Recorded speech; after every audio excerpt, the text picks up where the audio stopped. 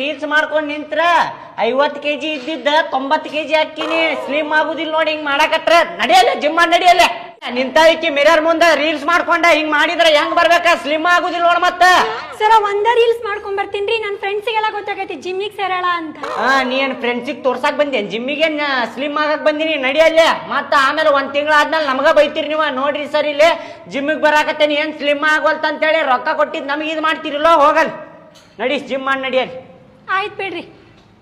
ಚಿಗದಿ ಆಡಾಕತ್ತಾಳಿಕಿ.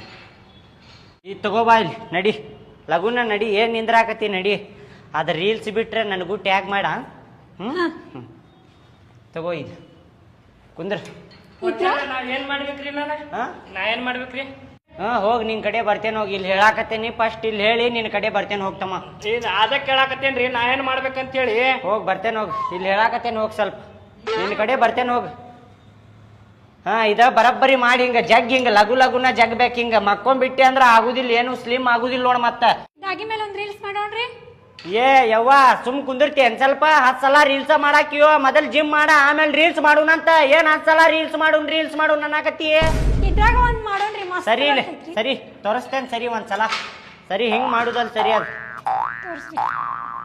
ಕನ್ನಡಿ ಮುಂದ್ ಜಿಗದೆ ಆಡುದಷ್ಟೇ ಗೊತ್ತೈತ್ ನೋಡಿ ನಿನಗ.